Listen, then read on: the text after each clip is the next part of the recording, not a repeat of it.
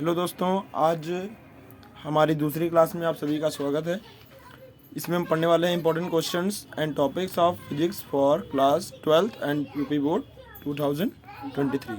ठीक है, जो बोर्ड परीक्षा हमारी आ रही है उसमें जो हमारी दूसरी क्लास है जिसमें हम धारा विद्युत यूनिट में जितने भी चैप्टर्स हैं, टॉपिक्स हैं, उनके बारे में आपको डिटेल्स में तो नहीं बता सकते, लेकिन जितना हो सकेगा उतना आपको अच्छे से बताएंगे, क्योंकि वीडियो जो है ना वो ज़्यादा बड़ी बन जाती है। तो ध्यान समझिए। सबसे पहले हम बात करते हैं विद्युत धारा की। तो विद्युत धारा आवेश के प्रवाह को विद्युत धारा कहते हैं, पढ़ के जाइएगा। आ सकता है इसकी परिभाषा 2 नंबर में आती है। ऐसे ही अपवाह या अनुगमन वेग, तो इसको भी पढ़ के जाइएगा।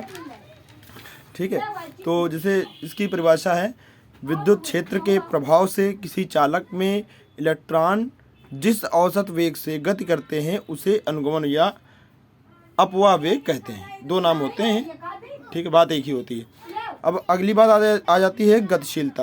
कभी कभी आपको पढ़ने में आ जाता है आवेश की गतिशीलता। तो इसकी परिभाषा होती है, किसी आवेश वाहक के अनुगमन वेग तथा आरोपित विद्युत क्षेत्र के अनुपात को उस आवेश वाहक की गतिशीलता कहते हैं। इसे म्यू से प्रदर्शित करते हैं। म्यू बराबर होता है VD/E। ठीक है, अब अगली बात हम कहते हैं, अगले पे आ जाइए, धारा घनत्व पे।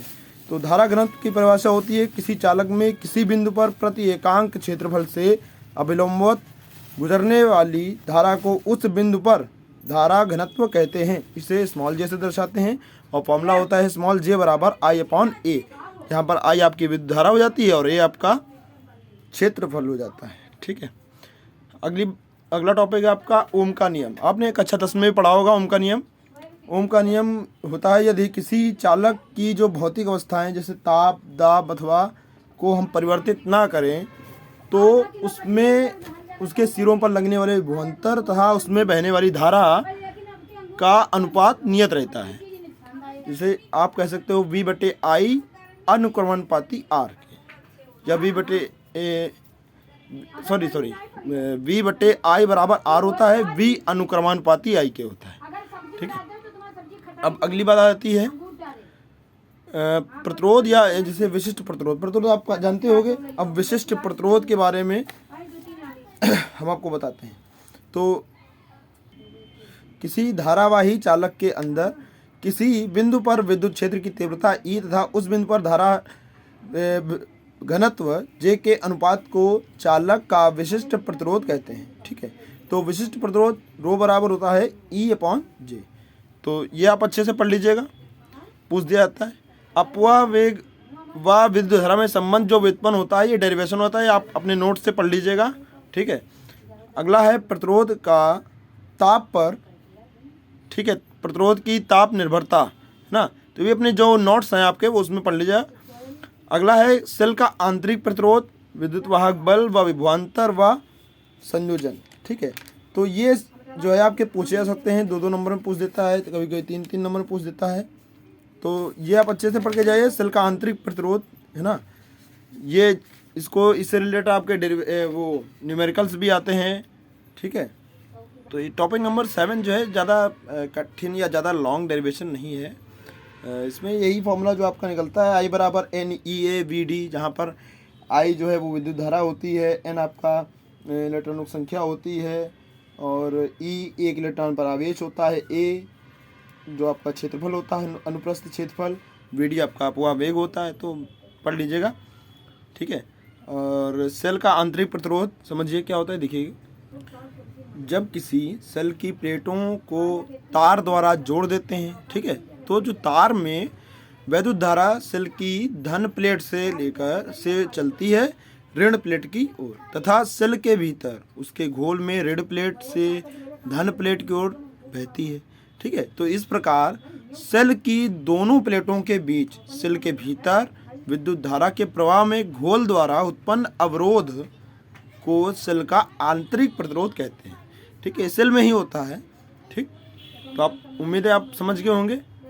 अब विद्युत वाहक बल समझिए, देखिए क्या होता है। एकांक आवेश को पूरे परिपथ में प्रवाहित करने में सेल द्वारा दी गई ऊर्जा को सेल का विद्युत वाहक बल कहते हैं। ठीक है, तो इसे कैपिटल E से दर्शाते हैं। ठीक है, तो जितनी ऊर्जा दी है, जितना काम किया गया W के बराबर। ठीक है, और किस पे काम पड़ा, आवेश पे। तो फॉर्मूला बन जाएगा आपका E बराबर W/Q। ठीक है, अब आगे देखते हैं विभवांतर। विभवांतर आपको हमने पिछले क्लास में पढ़ाया है, पढ़ लीजिएगा। अब बात आती है किरचॉफ का नियम, जो सबसे इंपॉर्टेंट है। किरचॉफ का नियम आपको दो नियम होते हैं, दोनों पढ़ के जाने हैं आपको। ठीक है, किरचॉफ का पहला नियम, जिसे संधि का नियम ही बोलते हैं, वो कुछ इस प्रकार है कि किसी वैद्युत परिपथ में किसी भी संधि पर मिलने वाली सभी धाराओं का बीजगणितीय योग शून्य होता है। ठीक है, तो पहला नियम आपका ये हो गया। और जैसे ये जो किरचॉफ का पहला नियम है, ये आवेश के संरक्षण पर आधारित है। ठीक है, तो इसे संधि का नियम भी कहते हैं, धारा नियम भी कहते हैं। ठीक, और अब बात आती है किरचॉफ के दूसरे नियम। तो दूसरा नियम जो है इसे लूप नियम भी कहते हैं। यह कुछ इस प्रकार है कि वैद्युत परिपथ के किसी लूप या बंद पथ जो होता है के अनुदिश विभिन्न अवयवों के सिरों के विभवांतरों का बीजगणितीय योग सदैव शून्य होता है। ठीक, ये आप पढ़ के जाइएगा अच्छे से। और ये जो है आपका दूसरा नियम, ये ऊर्जा के संरक्षण पर आधारित है। ठीक है, इसे वोल्टेज नियम भी कहते हैं। अब बात आती है व्हीटस्टोन सेतु का सिद्धांत। ये भी अच्छे से पढ़ के जाइएगा, कोई खास डिफिकल्ट नहीं है। ठीक है, डायग्राम होता है, आपको वो बनाना है। और सिद्धांत में आपको लास्ट में आपका निकलता है P/Q बराबर R/S, यानी संलग्न जो भुजाएं हैं उनमें जो प्रतिरोध लगे हैं उनका अनुपात बराबर होता है। तो आज की क्लास हमारी यहीं पर ख़त्म होती है, इस वीडियो की। तो ये जो टॉपिक्स मैंने आपको बताए हैं अच्छे से पढ़ लीजिएगा। ठीक है, अगली क्लास में आपको जो यूनिट 3 है, जो चैप्टर्स और जो इम्पोर्टेंट टॉपिक्स होते हैं उसके बारे में हम आपको बताएंगे। ठीक है, धन्यवाद।